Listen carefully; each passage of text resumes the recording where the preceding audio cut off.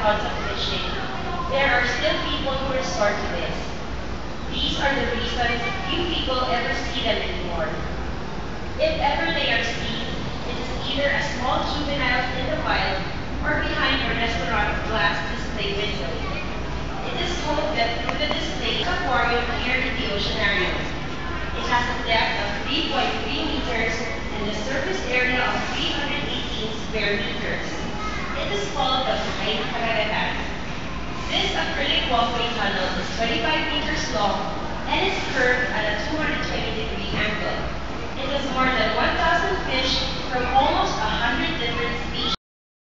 We aim to show the incredible biodiversity that our country is blessed with by showcasing them in this tank. Observe the different species coexisting with one another.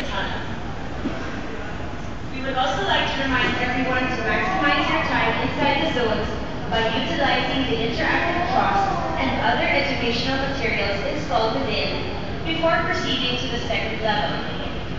Additional activities like the fish spa, glass bottom boat ride, and stencil art table are available with additional fees at the second floor. The exit is after the souvenir shop, also located at the second level. We hope everyone has a safer experience. Welcome to Laon and the Buhay na Karagatan. Iya, Rama.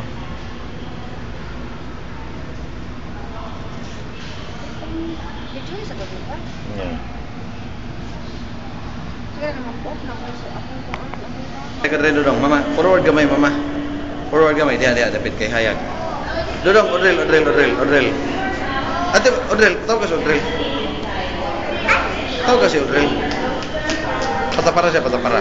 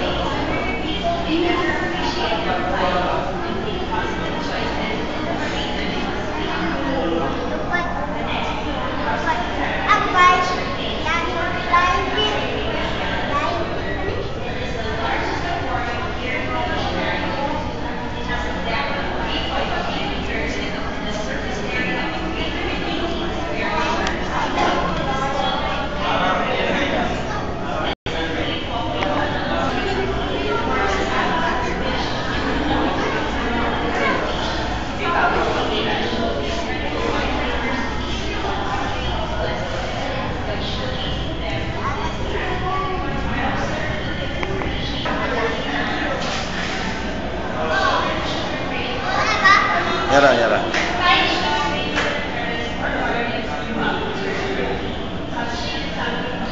Barog. Okay. Barog.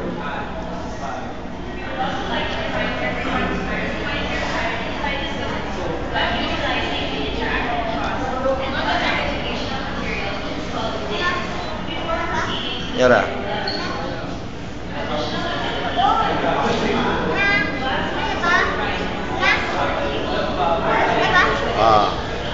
Sudah datang Natasha.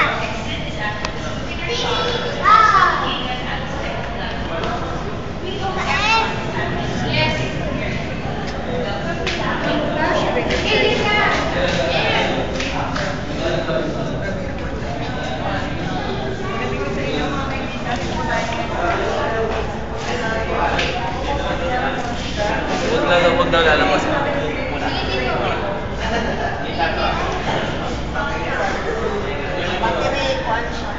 Odrel. Okay mo flash diha. Ana lang ta mag-picture. Dili mo.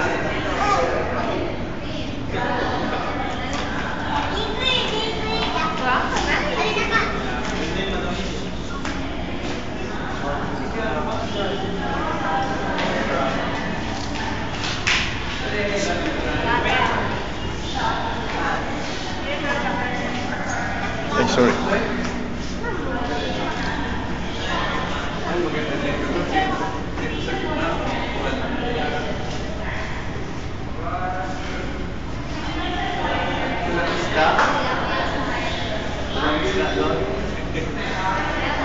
Kasi taas yung isda ko.